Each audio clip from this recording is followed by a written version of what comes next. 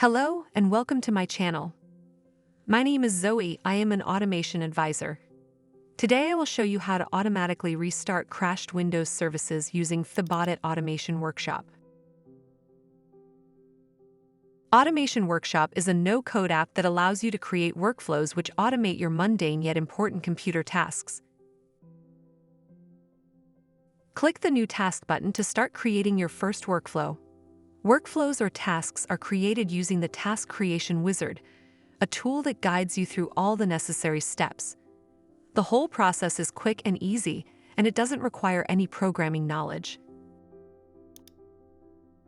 First, I will add a trigger to our workflow that will monitor a Windows service. Click Add to open the list of triggers. If you like to restart a service regularly, let's say once a day or hourly, then the Task Scheduler trigger is the right choice. Please view my other videos that show how to use different triggers for various automation tasks. For this demo, I will select the Service Monitor trigger.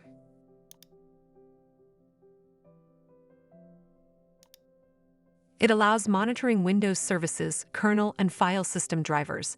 The default service choice is what we need.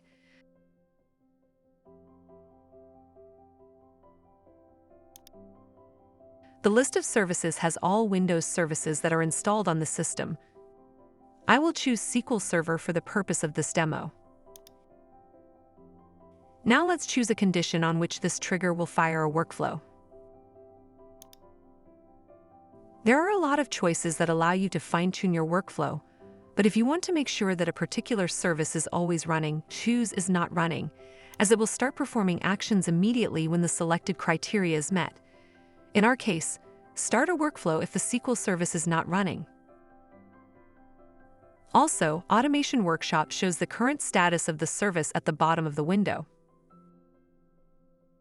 Click OK to add this trigger to our workflow. Click Next.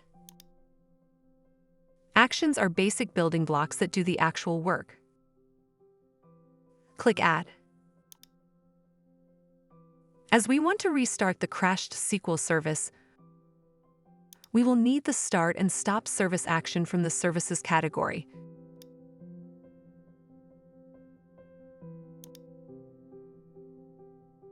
Select a service you want to start. As I want to make sure that the SQL service is always running, I will choose it from the list of services.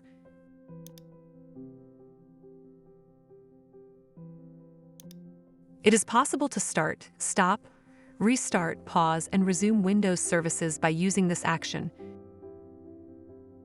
Choose Start Service. Click OK to add this action to our workflow. Click Next. Adjust additional settings as necessary. And as the final step, give this task a recognizable name. I will call it Auto Restart SQL. Click Next and Finish. Your task is up and running. As you can see in the log pane, the Service Monitor trigger is enabled, and it is already monitoring Windows services. From now on, everything will happen completely automatically. The workflow we just created will restart the SQL service once it's stopped or crashed. I will attempt to stop the SQL service using Windows Service Manager.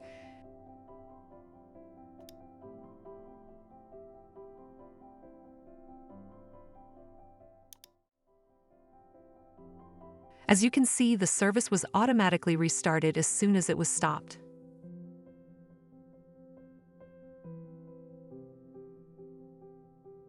Automation Workshop features more than 100 different actions.